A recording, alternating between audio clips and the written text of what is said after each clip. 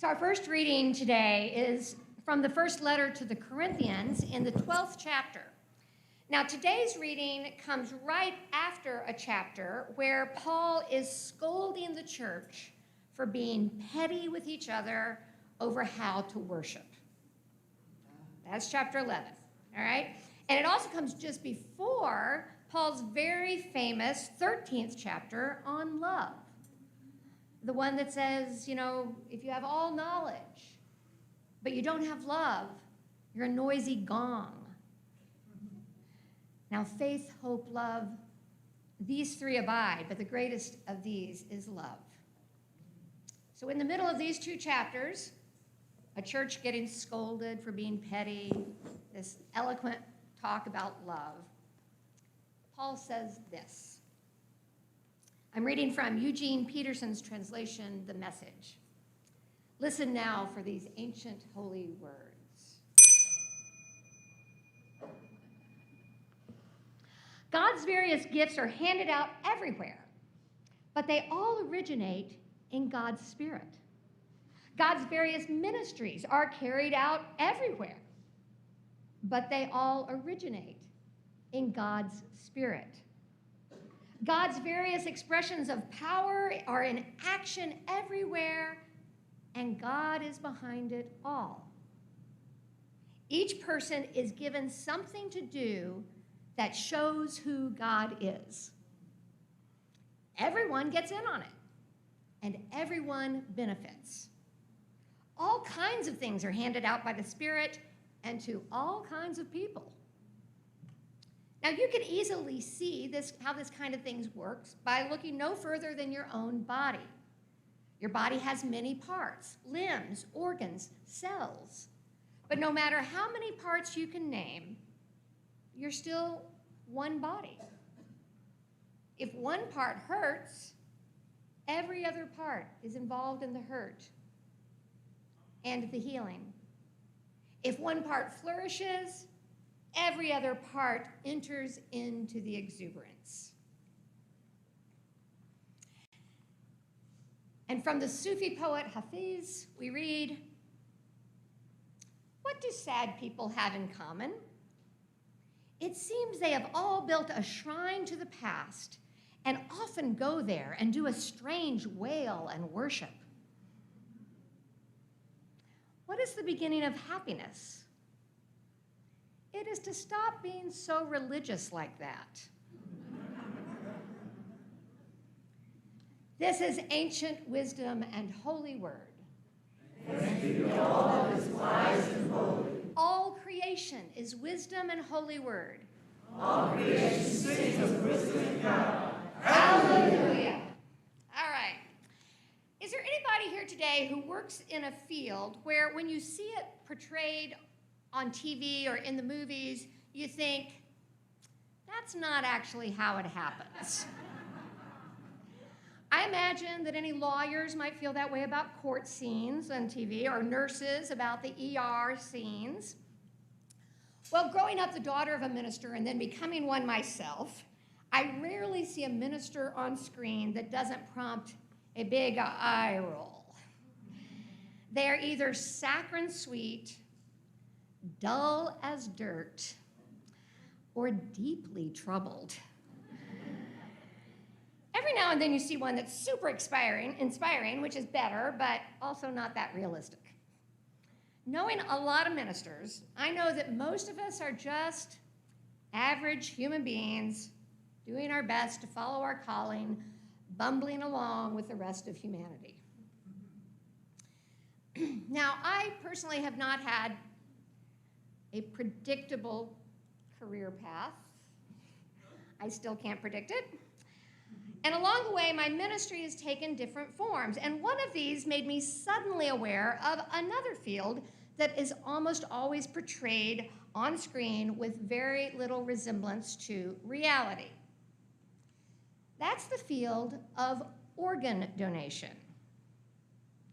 Someone said to me, "You've seen organ donation on TV?" And I said, you clearly have not watched 17 seasons of Grey's Anatomy, where they managed to get organ donation into about every third or fourth episode. I used to work at Mission on a team of on-call chaplains whose specialty was working in life and death situations where organ donation might become a possibility. Now, the families didn't know this, but if I was your chaplain, it meant your loved one was not likely to survive. Some did, and we rejoiced in that. But most did not. And for them, at some point, the question would be raised to the family about whether they would consider organ donation, or if the patient was a registered donor, the family would be informed and help to understand what the process would be. So let me share a few facts about organ donation in the United States. An average of 22 people a day die while waiting for an organ transplant. About 95% of Americans are in favor of organ donation, but only about 58% are registered donors. And even if you are registered, the likelihood of you being able to donate is very low. Only around 1% of deaths happen in such a way that organ donation is even a possibility. Now, some of the reasons your organs might not be donated could have to do with their condition at the time of your death.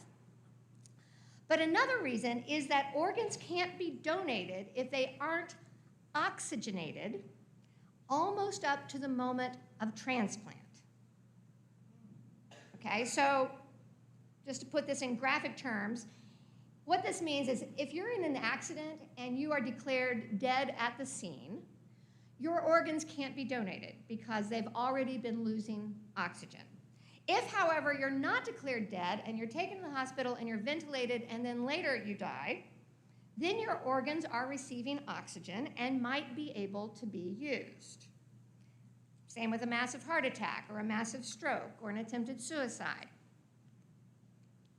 Okay, at this point you might be thinking, enough already. I did not come here today for a lesson in traumatic death. Fair enough. But here's the thing. When donation does happen, a tragic situation, while still tragic, also becomes a life-giving, transformative event for the recipients and their families. It doesn't take away the grief for those who've lost someone they love, but it does provide some comfort in knowing that you are saving some other family from grief. What does any of this have to do with perseverance? Right on time. Well, first of all, the organs have to persevere in order to make it into a new body. As I said, if they're not constantly oxygenated, they will not survive to be transplanted. And also, the family of the person who has died has to persevere through that transplant process. And I can tell you, having stood at the bedside with many families while these decisions are being made, I know it can be very confusing. The medical personnel are there and they're delivering this terrible news that your loved one has died. And you're standing by the hospital bed and looking at them and you're seeing their chest go up and down. You're seeing that they have a pulse. You're seeing that their color is good. They don't look dead. The fact that machines are doing the breathing and the beating of the heart can be hard to grasp, and sometimes families misunderstand and think that they are being asked to pull the plug and end the life. But the truth is the life is already gone, and the machines are simply keeping the blood flowing and the organs oxygenated until the transplant can occur. And once a decision has been made to donate, a whole system moves into place.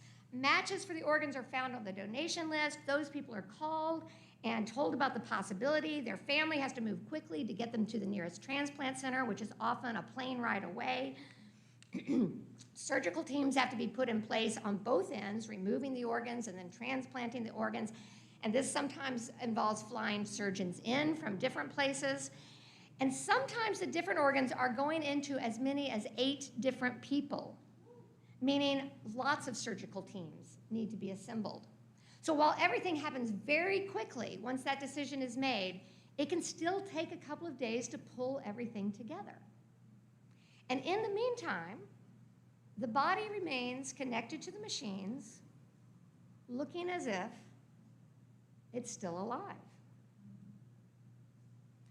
Now, some families say their goodbyes as soon as this decision is made, but sometimes I would find families wanted to stay with the body until it was taken to surgery. I remember one case in particular of a man whose wife had died of a massive stroke around age 50, and he could not wrap his head around it. He agreed to donation, and then he stayed with her body, holding her hand and talking to her, not leaving her side for 2 days. We tried to get him to go home and sleep, but he would not miss 1 minute that he could still be there. Breathe deeply.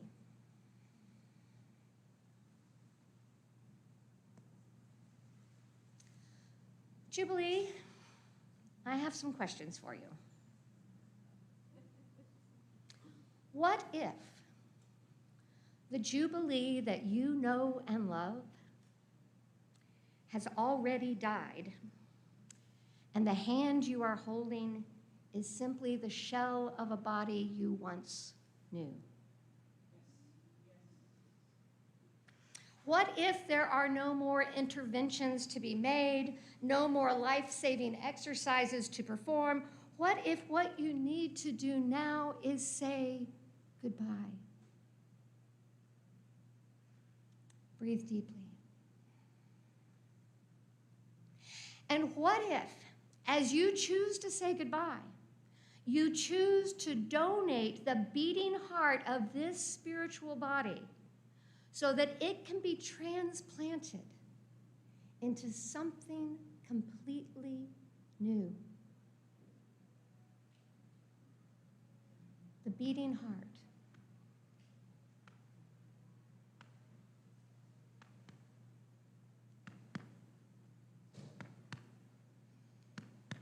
The beating heart. That place where we find the hidden God. What is the beating heart of Jubilee? So over the past several years, there have been numerous gatherings and retreats and conversations and consultations about what Jubilee is. And even as we've imagined together the future of Jubilee, we've watched her slow and sometimes precipitous demise. But in those conversations, in those retreats, in those world cafes, I think we have clues to find the beating heart. The beating heart. What if, just what if, we can't save the whole body? The arms, the legs, the eyes, the ears. But we can save the beating heart. What might that be? What makes the heart of this community beat?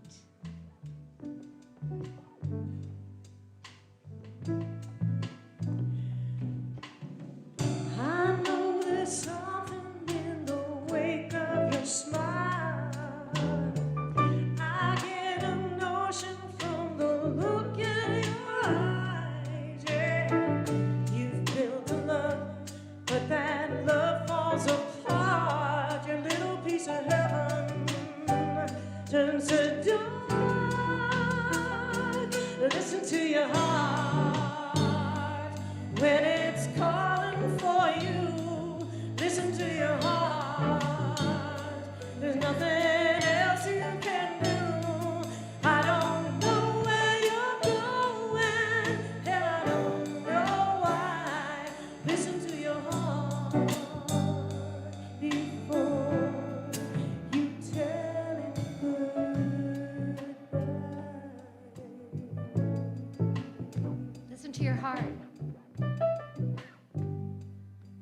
Listen to your heart.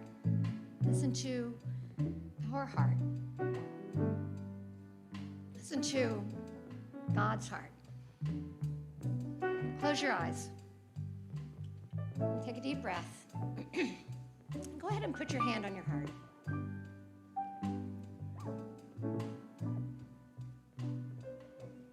What makes this heart beat? What is the beating heart of Jubilee saying to you? And there are voices that want to be heard. So much to mention, but you can't find the words. The scent of magic, the beauty that's been when love was wild and unland. When it's calling for you, listen to your heart. There's nothing else you can do. I don't know where you're going, and I don't know why. Listen to your heart before you tell me goodbye.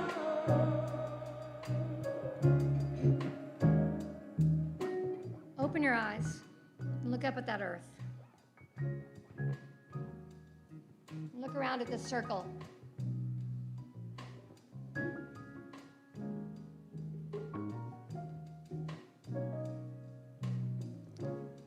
Listen to your heart.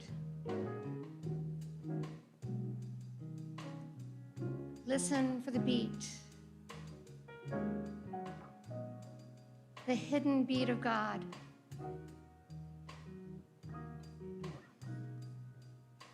One more thing you should know about organ transplants. The family of the body left behind doesn't get to choose the new body. They might have strong opinions. They might have deep biases. It doesn't matter. Because there's a higher source that makes those decisions. One that can see more than the family can see. One that can see what is most needed and where and by whom. And that higher body has a bigger vision that the family in grief can't see. And so the family has a choice. They can let the heart die with the body, or they can give over the heart to a bigger vision, a new vision. They can trust in that higher power.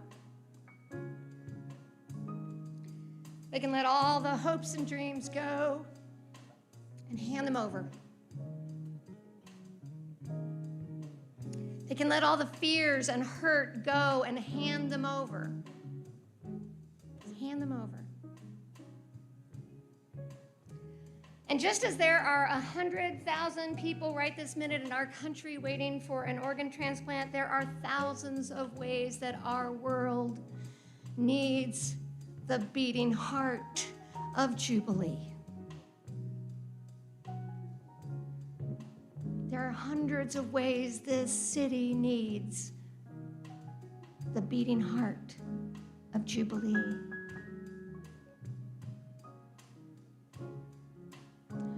When you're busy trying to keep one body alive, you can't yet dream of what other places might need that heart. But what